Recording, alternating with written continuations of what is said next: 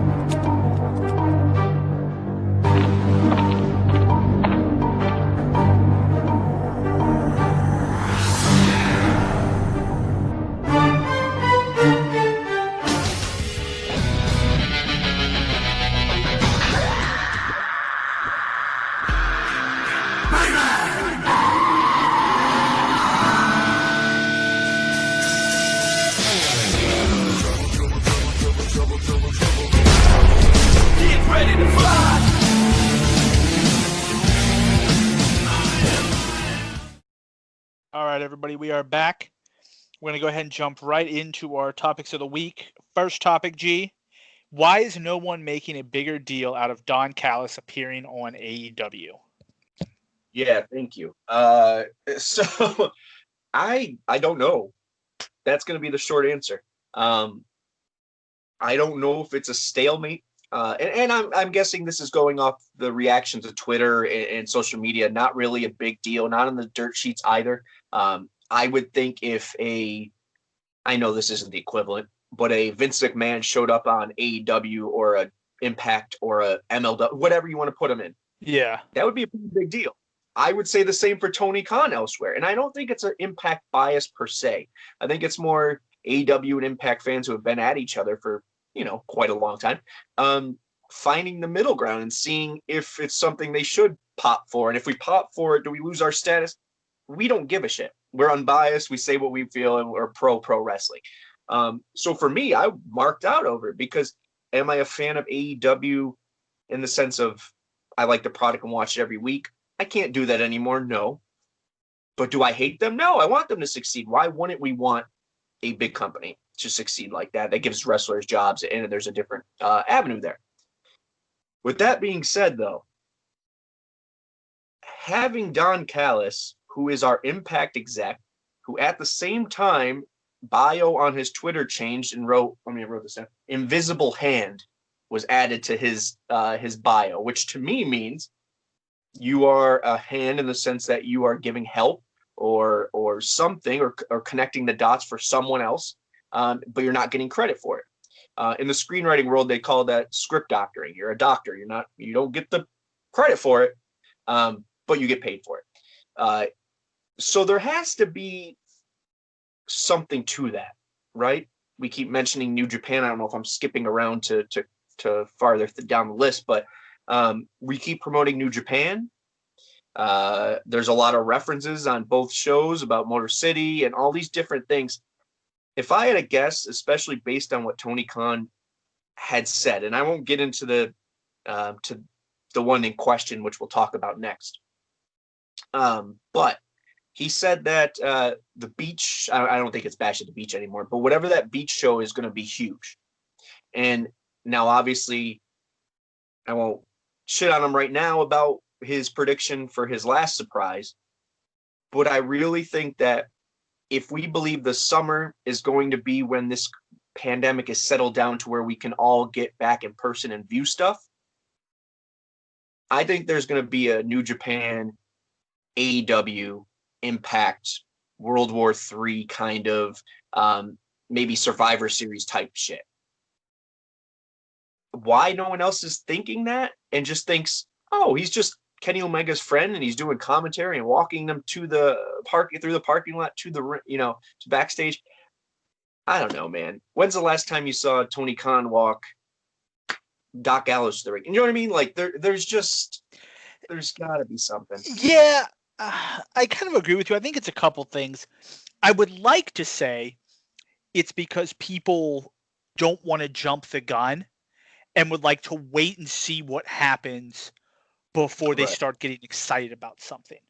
Because obviously, especially with COVID and everything going the way it is, even if you're trying to plan something massive like that, what's the likelihood of you being able to pull it off when all this stuff is going on? So I would like to say it's people trying to kind of just remain calm and wait to see what happens. You don't think there's a bias there on either side? That's what I said I would like to say it is. But what I actually think it is I do. I think it's 100% is that people just don't want to, like, it would almost be like if back in the Monday Night Wars, if instead of like Vince McMahon buying WCW, if all of a sudden Vince McMahon just showed up or Shane McMahon showed up and WCW was still going to remain its own thing as a separate company. They just said, hey, we're going to start working together. Well, the fans, I mean, you had a couple fans who crossed over, but most fans took a side and shit talked the other group. And I kind of feel like that's what it is now with AEW and Impact is they kind of butt heads, and you don't want to extend that hand and say, okay, you know what?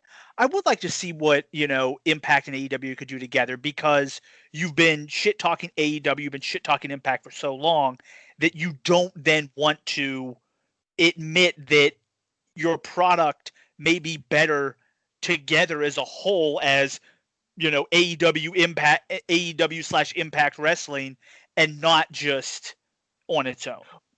Don't you think that's a giant, in the grand scheme of things, metaphor for 2020 in the sense of we have created in this society, and we're not going to get political or anything like that, but two groups of everything. You're a DC fan or Marvel fan, no in between. You're Democrat or Republican. Democrat, you're red, you're blue, you're that.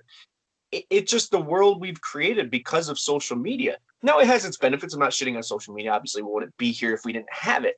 But I think that's a general mindset that is slowly changing in the world. And I think it's something Impact is got their finger on the pulse of. And I think they do a lot. I think they are very good at, and I know someone shit on me for saying this. I deleted it because I didn't want to get into it.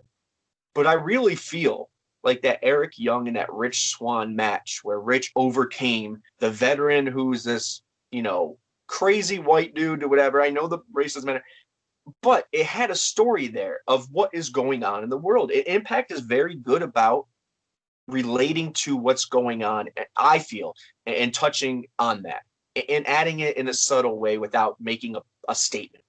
And in this case, I think it's the same. I think they realize that we're on the verge of mending the country. We want to maybe start working together, but we still are trying to get over that hump. So you test the waters, you put your feet in, and if they do it the right way, it won't be a AEW Impact team up. It's going to be what the Invasion should have been, which is there's no small move or even large move that's going to get Impact or AEW fans just to be like, oh, yeah, we love each other. It's not going to happen. This has shut them up for some reason, which is what we're talking about. But there's not going to be anything that does that. So when you're smart and you realize that, what's the best way to make money off this? AEW versus Impact. And you make it as, we all know it's not real, but you go and give these guys, the fans that are trolls on both sides, a reason to troll. You're giving them a reason to, AEW, and wave that flag, and vice versa for Impact, but you get something out of it this time. I agree. And I think if it's just a temporary partnership, I think that's awesome. If it ends up becoming more of a permanent partnership, similar to how ROH had done it with New Japan, to where you work with them, I think that also benefits them. I mean, obviously you do the Invasion thing initially. But then once that cools down, because here's the thing, because imagine this, if you can get guys like who worked in WWE who are going to leave, if you can say, hey, you can work for New Japan, Impact, and AEW, all those promotions, that just opens up so much more, and it gives you more freedom for certain things. So I don't necessarily think it's a permanent thing, but I think you could also move in that direction as well after the whole Invasion thing is done. No, and I agree with you completely. My facial expression just mainly on, I never really thought of it that way, just simply because I never liked, and this goes back to the Lucha Brothers being here, and it goes back to the New Japan ROH deal. Because I know you're a Rena wrestler, we're only going to have you for this little period. How am I supposed to get invested in if you win a title or win a match? What does it mean? It means nothing. We're trading wins and victories. So here's the thing. What you would have to do with that is, if you're a Rena wrestler, you're there for a storyline. So let's just say, I'm just throwing out a hypothetical thing. So let's just say Matt Hardy comes over to Impact. Okay. Yeah. He's there for his storyline, whether that's 3 months, 6 months, 8 months, and then you can do things like that. So let's just say hypothetically they reform Bullet Club and they have Kenny Omega come over and do that thing. Well, Kenny's there for that storyline, and then he goes back. It's not just, hey, bring him over for 3 matches and then he goes back. You have to bring him there for longer storyline, or you let them, just wrestle in both, similar to how New Japan and ROH did it. See, I think with that, you get oversaturated. And you oversaturate the market in the sense of these guys mean not much anymore because you see them on every station. And that happened even with, I think it even happened with Nitro and Thunder and Saturday Night Wrestling with them, let alone with just AEW New Japan. I think it's too much, especially for someone who watches all three. It could be a cool crossover, but even with, say, the Berlanti, the DC CW universe, they do that every year where they have that one crossover where it's an event across the 5 different shows or whatever. That's what I would like to see more here, because what that does is it doesn't give you the definite yes or no on who's going to win the match, right? Because you could say they're going to trade wins, but who knows? Maybe it's okay, we know we're doing this for 3 years. Maybe Impact gets the first hand up because they need it most now. Yeah, maybe that's true. You know, so I think there's a way to do it, and that's a big pay-per-view that a lot of people would buy to see these dream matches occur. So I think that's the direction we're going, but I know we're wrapping. One more thing on this before we go. I'm saying if you're trading people back and forth, like let's just say hypothetically you have the Revival go on Impact. They're not also then going to show up on AEW. So they're not just going to be on every show. They would be on Impact for their storyline. So basically what that allows you to do is for your tag team division, you can bring in somebody from Impact to basically kind of like freshen up your tag team division. And then they're there because it's new matches. Whereas let's just say the Good Brothers and Motor City Machine Guns, they've wrestled each other 100 times by this point.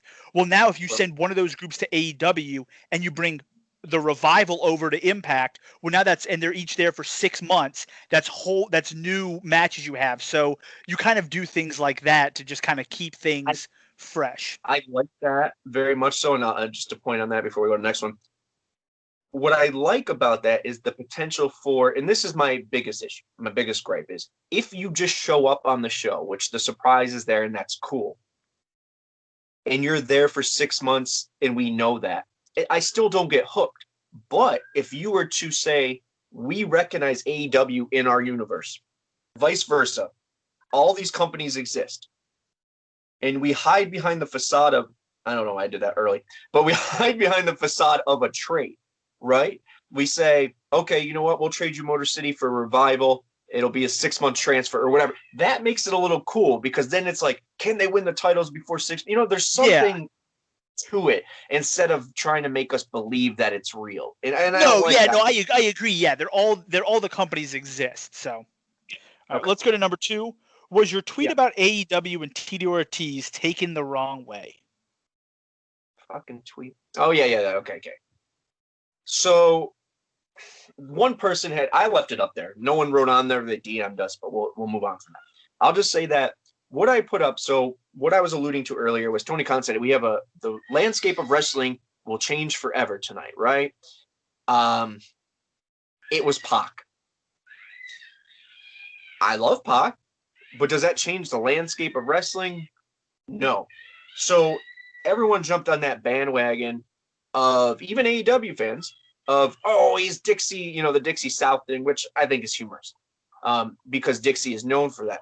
So someone really said that, you're just shit on AEW. No. If I was shitting on AEW, I would have said, oh man, that was a bunch of shit, right? I wouldn't acknowledge that we've had some disappointments and shit as well. So I'm going to keep it light and whatever. I'm guessing that's what the question is too in regards to. But yeah, no shitting. We're pro wrestling. I still believe that. Do I have opinions? Yes. Are they negative of some groups as well as Impact? Yes. And that's what this show's about. I want to make sure we make that clear. And our Twitter account, we are unbiased. And that goes for other companies as well. With that being said, if Impact had hyped up the landscape of wrestling changing forever and brought back an injured, let's say Michael Elgin, right? Now he's not injured, but we'll just say we brought him back. Landscape of wrestling is going to change, and it's just Michael Elgin coming out. We would be shit on. I mean, space docked galore. We would not. There wouldn't be a pass on that. I'm mad there's a pass on this that we're just supposed to sweep it under the rug. But that's what they do at AEW. So, and that's not jealousy coming through. It's envy, which is a nicer way to say it, and not a bit just. But it's because I wish Impact had that clout again, to where we could just say, "Yeah, we fucked up. All right, let's move on." You don't have that. But anyways, that's what in regards to. Obviously, I will say I hate the statements of we're going to change, the whatever pro wrestling. It's a revolution. Just like I hate the hottest new free agent shit, and it's fucking, Curry Man is coming out. Like, no one gives a shit. Like, yeah, it's at this point, Curry Man is not the hottest free agent out there. Like, I feel like if you're gonna say stuff like that as a company, it needs to be big. Like if you're going to say we're going to change the landscape of pro wrestling, it damn well better be AJ Styles, Roman Reigns walking out that thing. It can't be a returning guy who was injured. Like that's just stupid.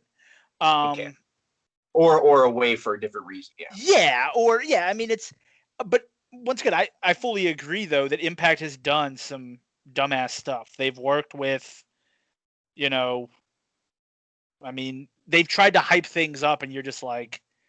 Well, I mean, we've had that with Aaron Rex or Damian Sandow, where they thought he was a big deal. Every time. Yeah, back in the day, anytime they would sign a random WWE guy.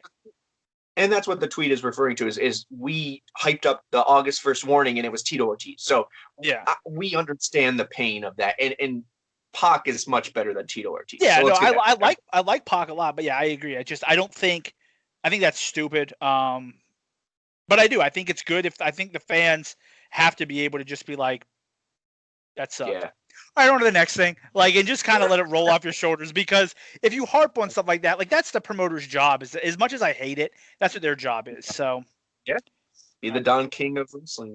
Yeah, exactly. Number 3, what is your general feeling on the future Impact KO tag titles?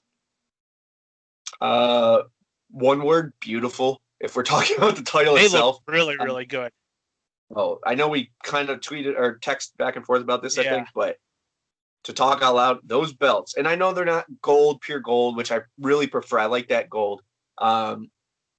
They're an old school design. That's very TNA tag titles, and I love that. I wish they would do the same for the Knockouts title, but past the markism of not markism, but being a mark moment about the design of it, which I'm sure I'll pass it over to you and you'll go on about, which I greatly appreciate. The tournament itself, I'm stoked about. Could you say there's not as much hype about it because of, AEW doing it first? I don't think so. I saw that a couple people saying that. They put a hodgepodge tag team thing together just to get to it before we did. Let's be honest there. We've said that multiple times. And kudos to them. Good for them, whatever. You said it yourself. You don't stop what you're doing because someone else did it. You just do it and you do it better. Correct. And that's what they're doing. The teams on there all make sense. They've been making each of those teams matter to the fan for one reason or another for over 6 months now. A lot of these teams, it feels like, since Corona hit. They had a plan for it and they executed it. We were just talking about the Knicks off there. Go Knicks, wonderful. Off camera. But it's the same thing. When you have management in place that is finally doing things that should be done, you just say, oh, wonderful, which unfortunately is the way the world works. So I'm glad they did it. I'm glad they did it right. It's wonderful. The belts are beautiful. I can't wait to see who's first to win them, or second first to win them. I don't really know. Yeah, whatever. So first, the belts are amazing.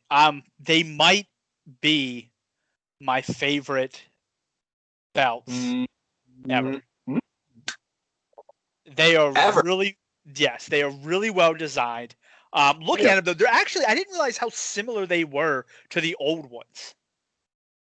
Yeah. They're just a massive upgrade, though, across the board. Like, the color, I don't know if it's gold or if it's more like a bronzish, but I really like that color. Like, it's not like a super bright gold. It's like a darker bronzish gold, which I think looks really good. The red... See, I think you're looking at maybe the drawing of it. Are you actually looking like the actual ones? The map that they put it. It's like on their countertop. Maybe let me look to see. Yeah, look for the personal belt makers one because they have it in the normal lighting of their house on their countertop. Kind of looks like ours when we lived in the Cascades, like a marble look, whatever. See if I can find because I just googled them. Let me see if I can find the. If they look like that beat up gold, oh no, I'm all for that. I hate the shiny gold. Even the TNA World Heavyweight title I love, but the ones that I'm looking at look like a more, and maybe it is. It's just it's the poster that they have. It looks like more of like a bronze gold, which look really good. I'll have to see if I can find a picture where they're really supposed to look. But if they look like that, they are based off of what the Impact ad of them looks like. They might be my favorite titles of all time. They just look really good. But and then how do you feel? Yeah. But I agree with what you're saying. it was really such a slow build up to this, and they took their time, like developing these teams.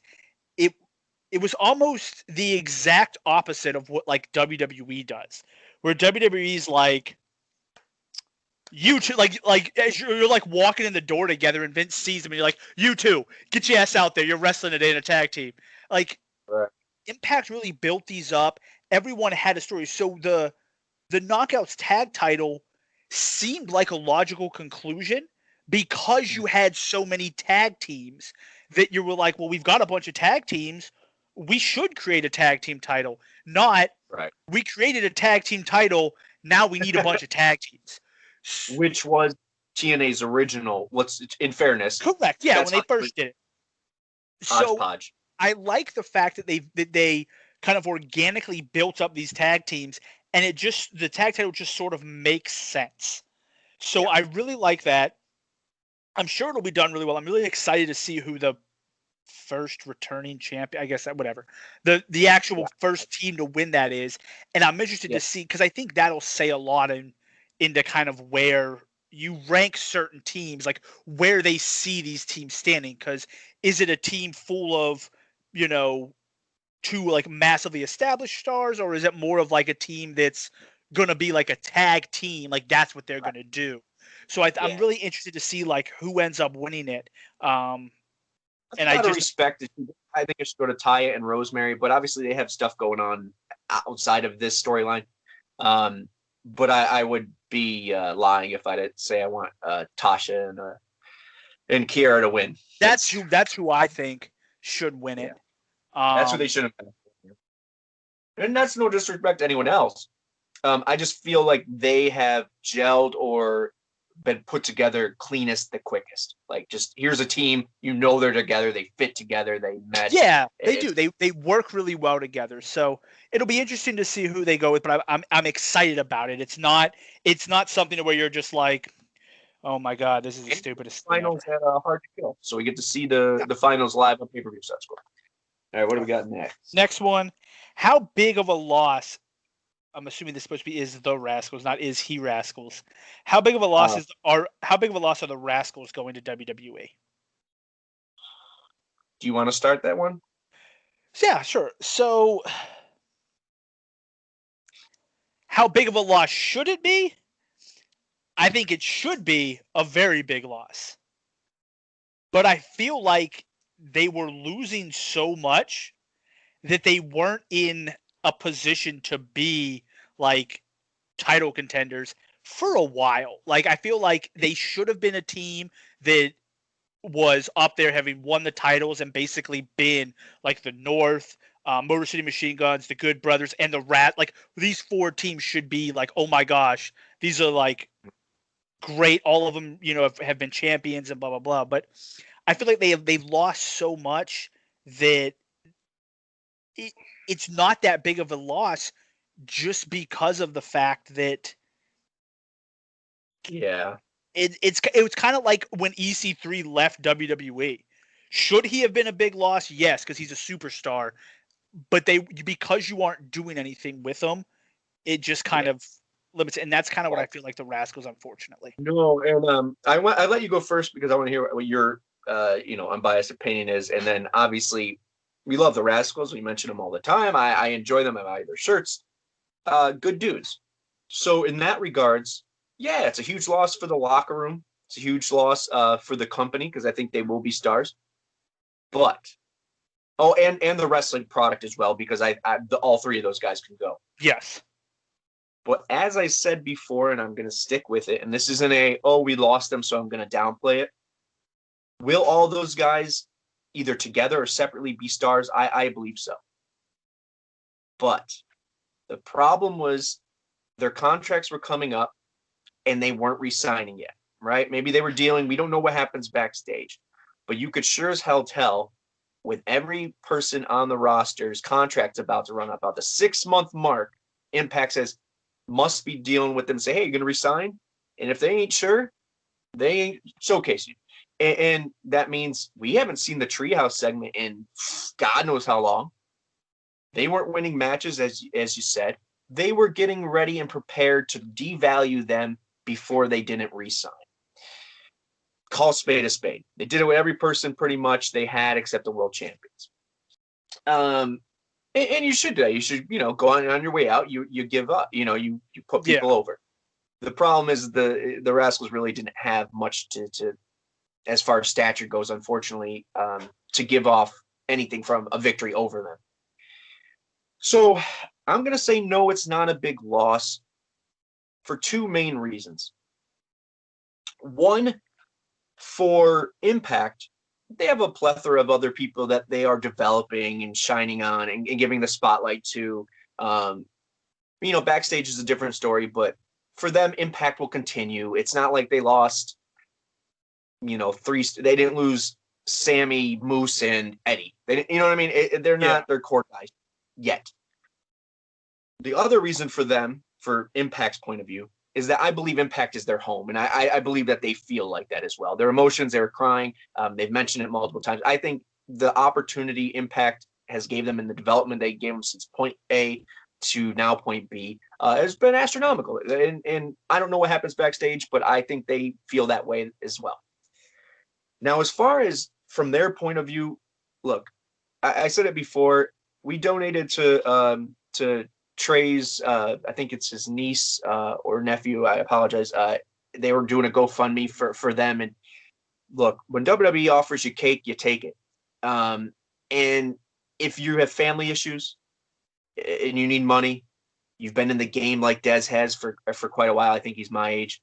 You want money. I'm not saying that controls everything, but if you're not getting the polish so you can gain the stature you need with Impact, then go to WWE NXT, get your polish, build up your name brand, make your money.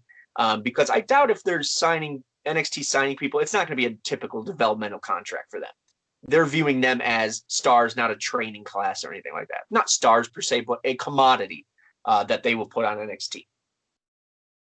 So get your grind there, get your money, get your game right, and come back. Because, even you take away the losses, the Rascalz were still missing something. The music and the clothes, everything wasn't coming together. I felt like at Bound for Glory, it did a little bit more, especially with Trey, his gear and stuff. But I think it was a long way for them to be money players for Impact, unfortunately. Yeah. So at this time in life, it's best for both parties to part, I think. And no hard feelings. Send them off. I definitely think there's a possibility that they come back. I think a lot of it's going to depend on where they end up, being in WWE. If they go to NXT and they stay on NXT, I think they'll be stars in NXT. Because I think Hunter is going to see them. He's going to be like, these guys can go. These guys are what we want for NXT. If somehow Vince McMahon sees them and sees, oh my gosh, we got to move them up to the main roster, I think they'll be absolutely nothing. They'll probably be stuck with Bobby, or at least Desmond will probably be stuck with Bobby Lashley's group. Who knows what happens to the other two? No, well, and that's not their talent. That's WWE. No, that's what I'm saying. Yeah, if they go to the main roster, he just he'll just forget about him because that's what he does. He pulls people up and then just forgets they exist. So if they stay on NXT, I could see them being in WWE for a long time and being, a major, very similar to what I can't remember what their name is. Bobby Cross? No, Fish and all them. ROH guys. Yeah, but what is the name of their? I can't remember what the name. I'm trying to think of the name of their stable, but whatever. Yeah, whatever. Random ROH guys. So I think they could be something like that, where they're just like a major players in NXT. But if they get pulled up to the main roster, I think they'll be gone in a year after that happens, just because I don't think they'll be used.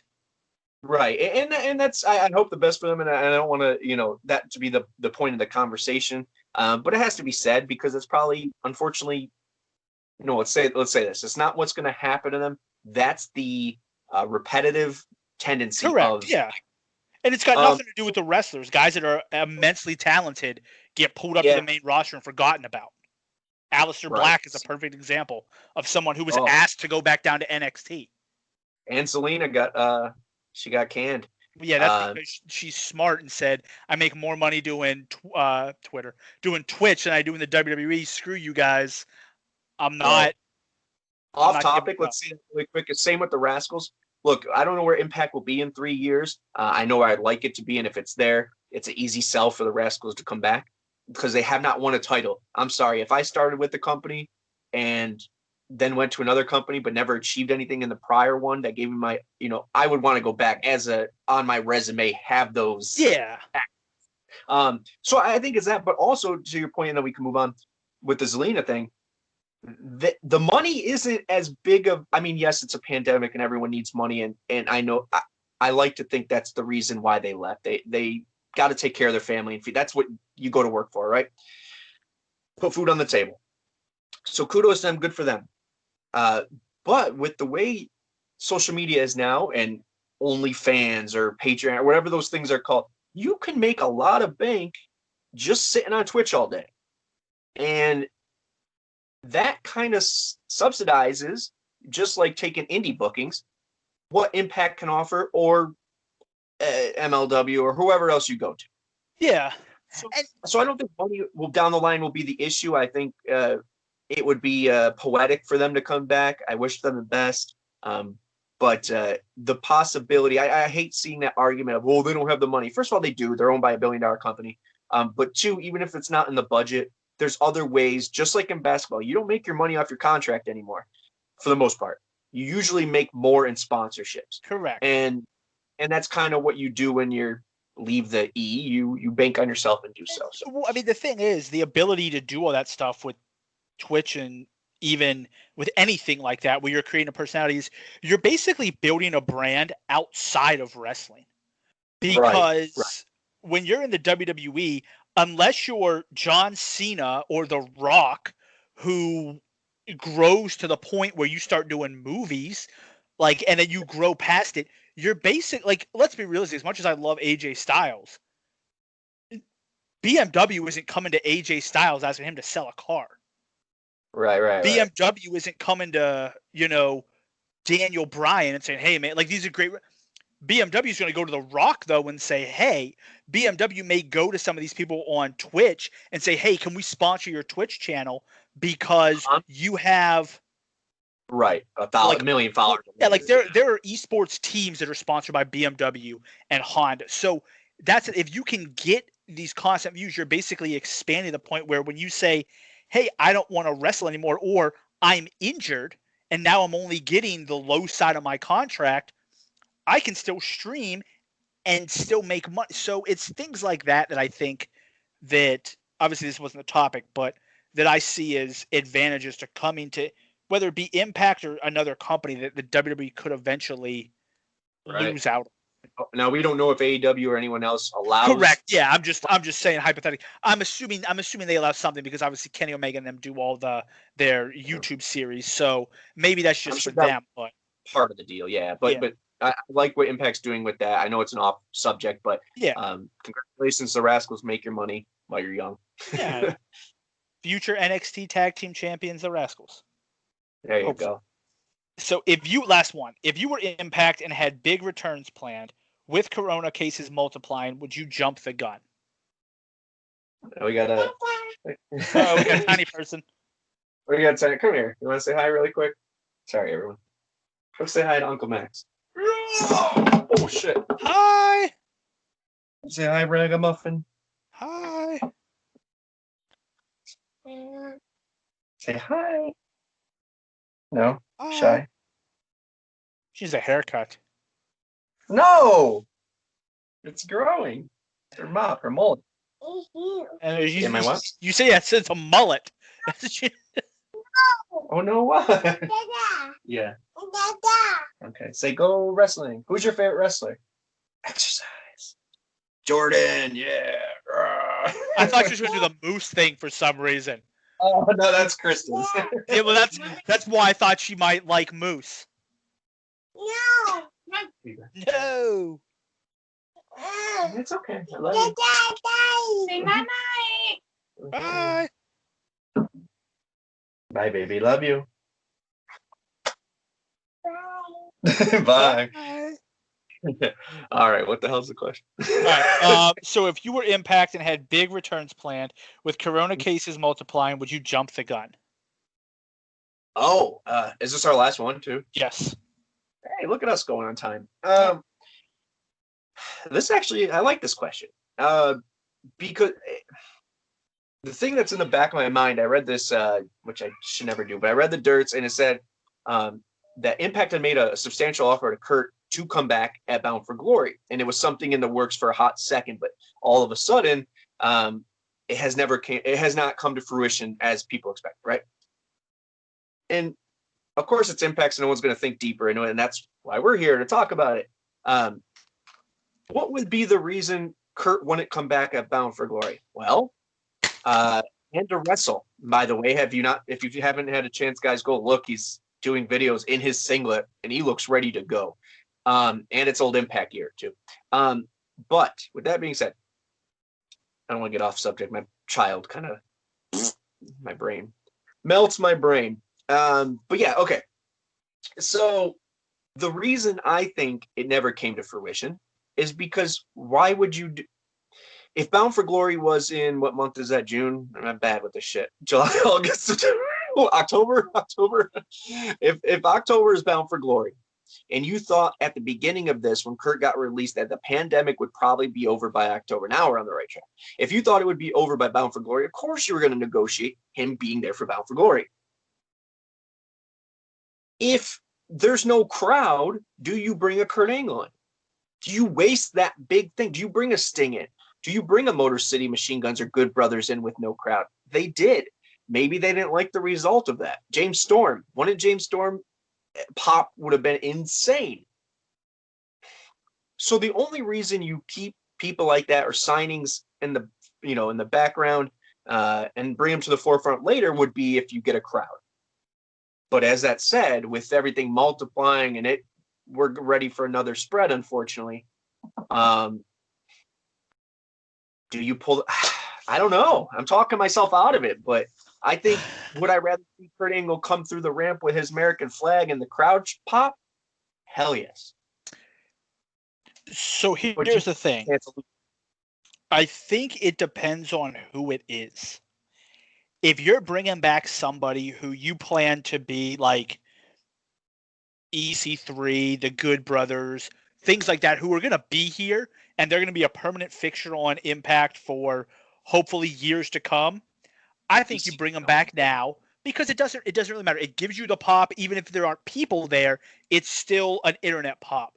But if this is somebody who's going to come back for a limited time, like let's just say hypothetically it's going to be Kurt Angle, Sting, or AJ Styles is coming back for his final run, you hold off till you have a crowd, because Kurt Angle's not going to be there for 4 or 5 years. He's going to be there for maybe a year at least out front, and then you may move him into a backstage role. Yeah. But you want that pop, you want that crowd reaction because it's going to make it that much more exciting.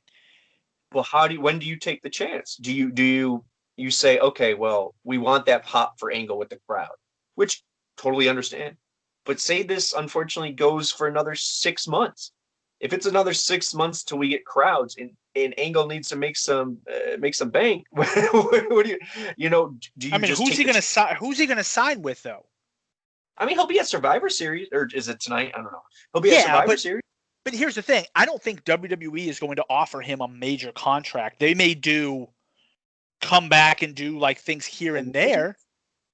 Maybe they do give him a Legends deal. I don't know. I mean, I feel like I would be better off saying let's wait than bring him in, get the silent pop from nobody, I guess.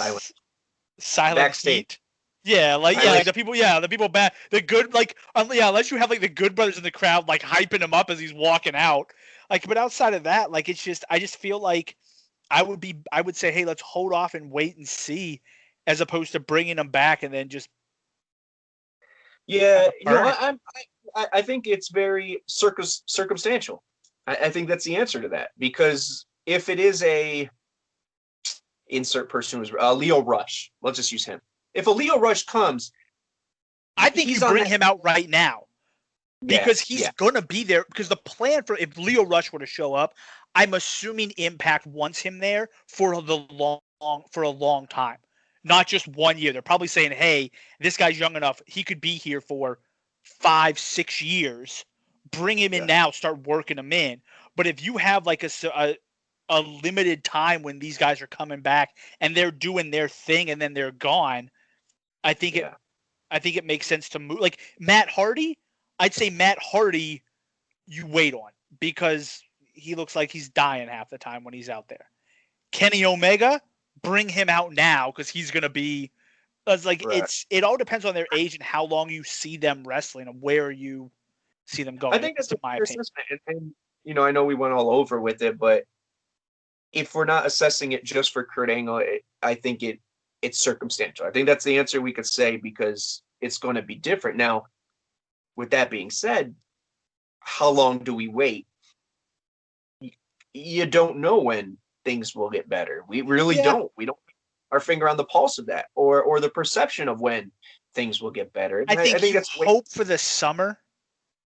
I think so. And then if it doesn't get better in the summer, then you just start pulling the trigger on stuff. Yeah. And maybe you're right. I think you're right with that. It's just, it's deflating to say like, we shouldn't do this because there's no people. I mean, I agree. It sucks the world of women, and we probably shouldn't end it off on such a sour note. But, luckily, and I say this because people out of jobs in wrestling is slow. It's a little bit smaller. The pool, people been picking back up and stuff, which is nice. But fortunately, there's not that many big names left on the market to where this will be an issue, unless you include Angle and Sting in this, which I do. And then I think them are the circumstances that you're alluding to, which are those bigger names that are just groundbreaking moments that you do hold on. So could we see Kurt Angle or someone of that nature sooner rather than later? I think so. But do I think that also plays a big part into the booking and timing? Yeah, I think so as well. But I hope there's more in store, especially in a point right there, because we don't know what we're going to get when there are crowds back. Are we getting a live show? Probably not.